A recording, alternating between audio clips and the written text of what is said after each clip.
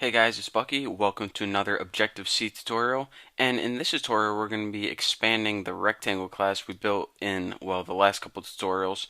So basically, what we did is we built a class or a program for rectangles and squares.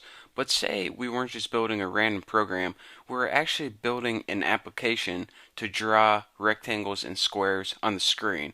So what we have so far, and by the way, I deleted everything out of my old tutorial, give me a clear blank slate out of my main method at least. But anyways, what we did is we gave our rectangles and squares pretty much a width and a height. And we also calculated the area and perimeter if we need to know that for, fill color or anything like that. But aside from just giving it a width and height, when you're building an application like this, you also want to tell the computer program where on the screen do you want the rectangle? Do you want it to appear up here, or do you want it to appear down here, maybe up here? So the most common way to do this is to develop a coordinate system. And if you remember from math class, the x-axis goes left and right horizontally, and the y goes up and down. So let's go ahead and do that right now. And we'll put this point down here, 0, 0. So we'll do pixels. So let's go ahead and put, it would be like 1, 2, 3 over 3, 1, 2, 3. So 3 over and 3 up would be the origin 3, 3. If you don't know how coordinates work, just think of playing Battleship, and that's pretty much what we're going to be building here.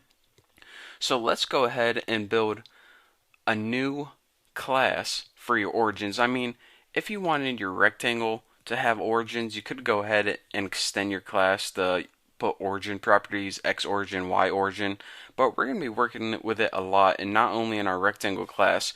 So let's go ahead and in our project, let's go ahead and add new file. All the defaults look good. Just go ahead and press next right here. And for your new class, just go ahead and name it XY point. I mean, you don't have to name it the same thing as I do, but it's nice to follow along. So finish that, and now we have two new files, XY point. So let's go ahead and click on the source, and now we can see everything.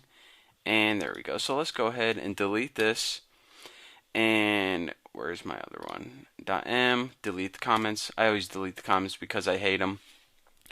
And so for your, let's see, your interface file for the XY point, the first thing we want to do is change this Cocoa to foundation and foundation, just like that. I hate how those .h's appear.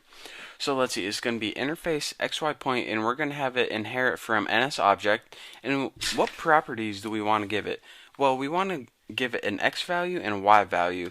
So in x, and this is going to be the distance it is from the left hand side. So if x had a value of 100, it'll be 100 pixels away from the left. And obviously int y. And this is going to be the distances away from the bottom. So if it's 100, 200, it's 100 over, 1, 200 up, so it would appear right here. Guesstimating, like I measure in perfect hundreds of pixels when I'm moving my mouse.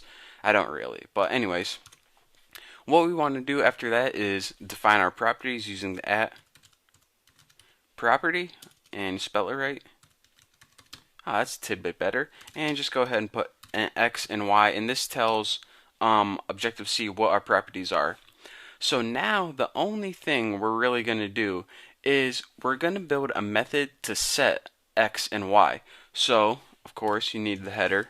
It's not going to return anything. Void. I hate how that stuff pops up. I wonder if void I can get rid of that. But anyways, set x y, and you're going to pass it two values, of course. I bet you can guess. Int, and we'll just call this one x value, and you're going to pass it another int, and this we will just name y value, like that. So let me make sure I got everything here. We got x, y properties, and we got a method right here. So now we can move on to the implementation file and show everything how to work. So we want to import xh. Let me tighten this up a bit. That's what she said. And of course, we want to implement xy point. And the next thing we want to do is at synthesize x and y. And this is automatically going to build setters and getter methods for us if you forgot what synthesize does. Now we got to make sure we add a body to this method that we said we are going to build. And again, what all this method is going to do is you're going to see in a second is it's going to allow you to set the coordinates for x and y. So let's just remember we're going to pass a value, an x value and a y value, and we already have these variables x and y. So this is the easiest thing you'll ever see. X is equal to x value that we pass in, and y is equal to y value that we pass in. Pretty cool, huh? And see, that looks good right there, but I am debating whether to keep going on. You know what? In the next class, excuse me, in the next tutorial, I'm going to be showing you how to change everything in your rectangle class and teaching you a whole bunch of stuff. But for now, we got this class built, so, that's better than I expected to do for this tutorial. But I'm running out of time.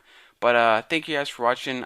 I'm out of time. In the next tutorial, I'll show you, well, what to do next. So thank you for watching. If you want this source code, click the link below, and you can go get it at my forum for free. So thanks for watching. Don't forget to subscribe. And I'll see you next time.